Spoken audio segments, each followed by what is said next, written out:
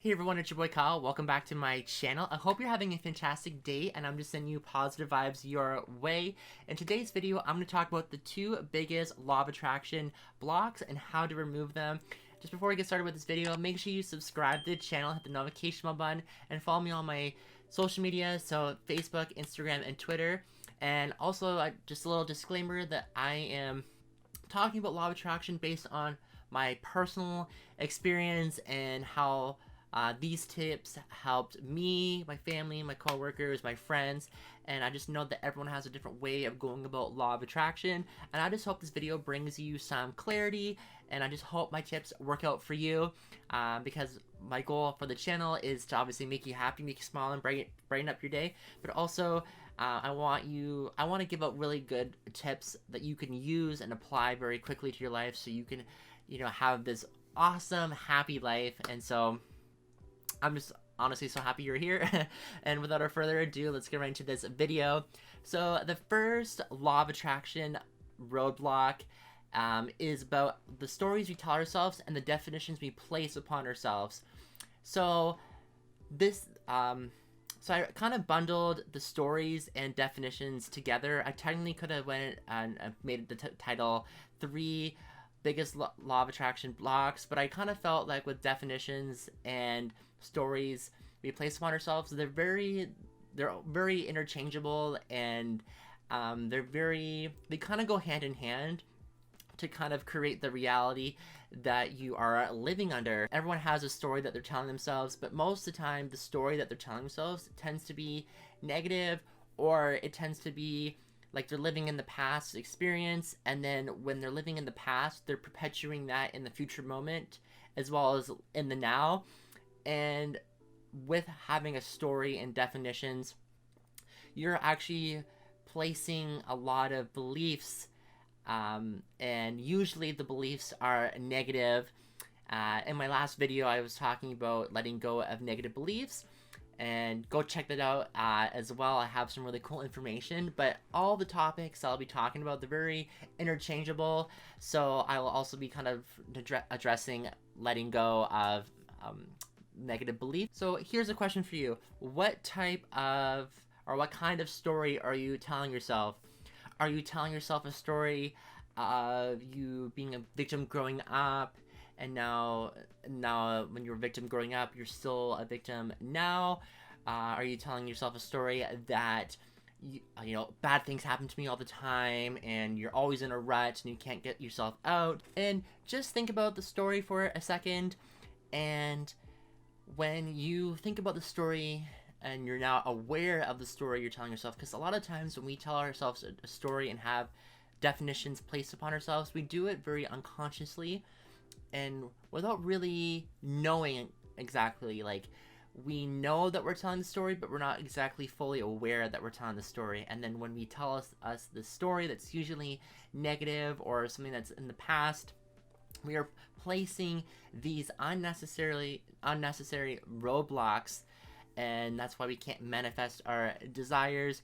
But when we are not aware of the story, we're able to rewire the story, and we're able to place new positive beliefs, because we're letting go of the old story and replacing it with the new story. And when we replace the old story, we are also getting rid of the negative beliefs about ourselves, because we are rewriting our story. And I'll give you an example, and I always like to use examples in my videos, because then you can able to use my logic and apply it to your specific situation, because it's so hard to cover all the different instances that people have in their life. But using my logic, you're able to have some clarity and maybe bring awareness to your story, so you're able to change it.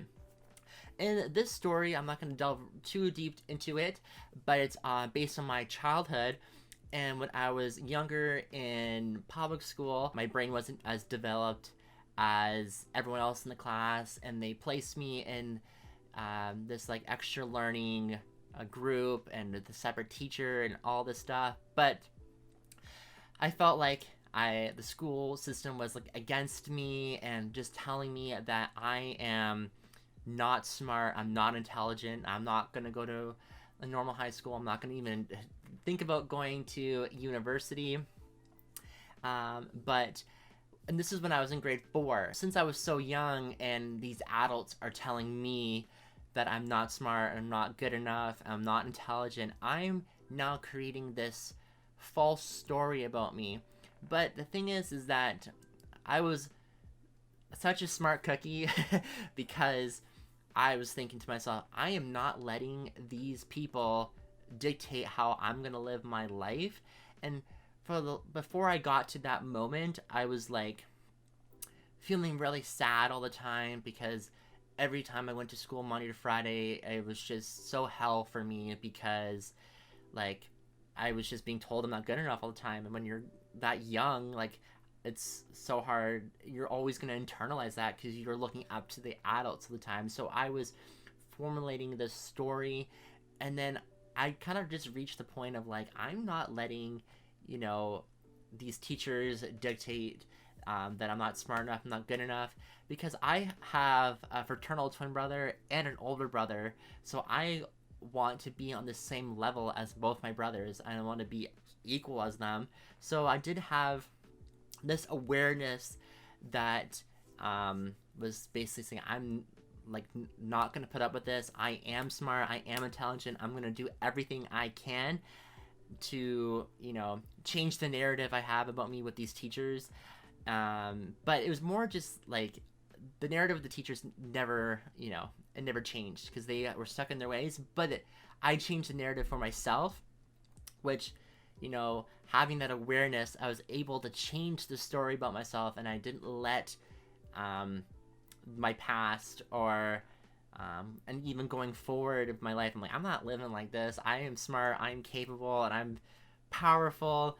And also to think about like when something in the past happens and someone says something to you, like it's like they might have like a bad day and they're just perpetrating their emotions on you, and then it's like this false narrative. And now since I was so young, I'm kind of taking it as I'm not good enough. Meanwhile, that teacher might have not had a good day. Maybe they're getting a divorce or something like that, but I don't know. But I was like, I'm not putting up with this.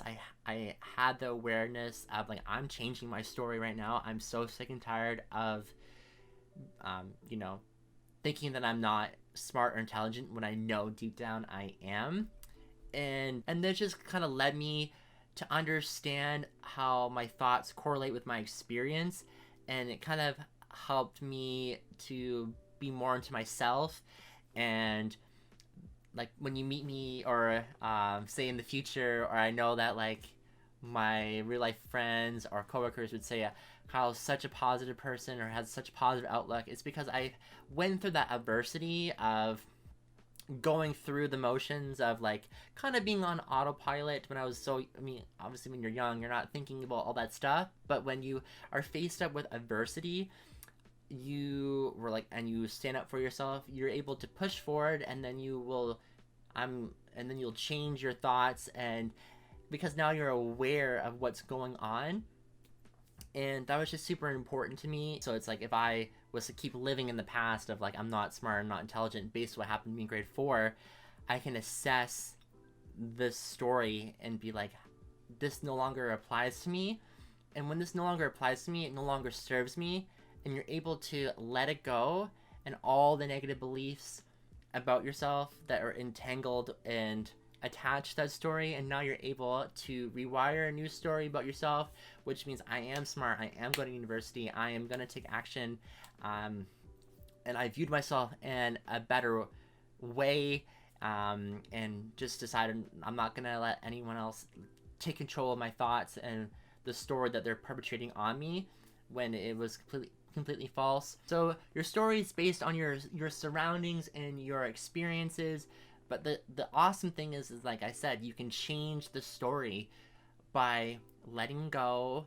And letting go means being aware of that story and thinking about, does this story serve me? Is this how I want to live my life now and going forward based on a past experience? And usually the answer is, hell no, I'm not going to do that anymore. and then you're able to rewrite your story.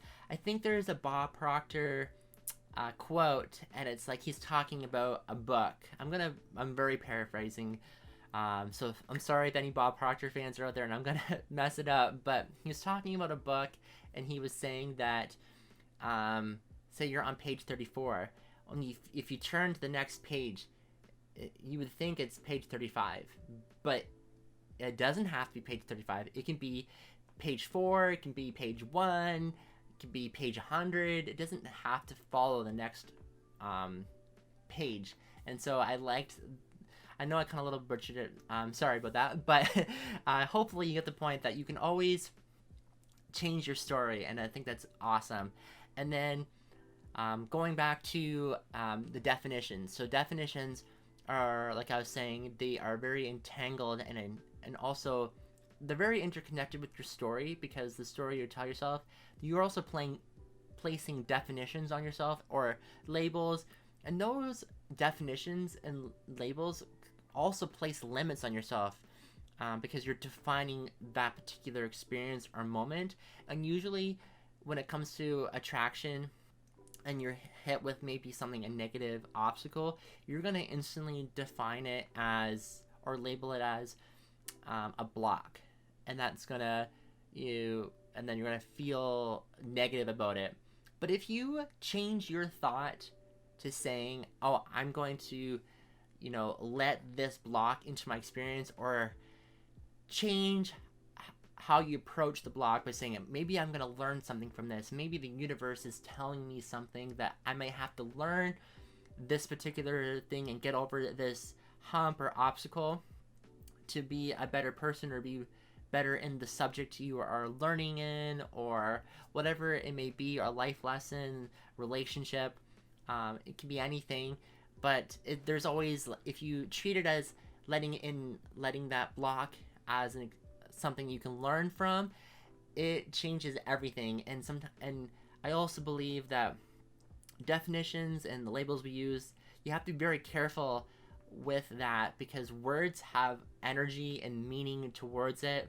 And so whatever word you're using to define an experience or a thing is very important, because that word can have a positive or negative effect on you, and then that word has that negative or positive vibration that you are taking in.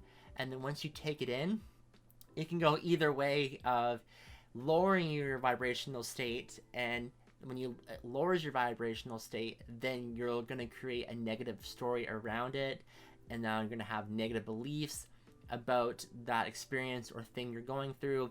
But if we change the wording and change the definition of it, you'll think differently about it, and you're going to rise up to the challenge and think about your desire, because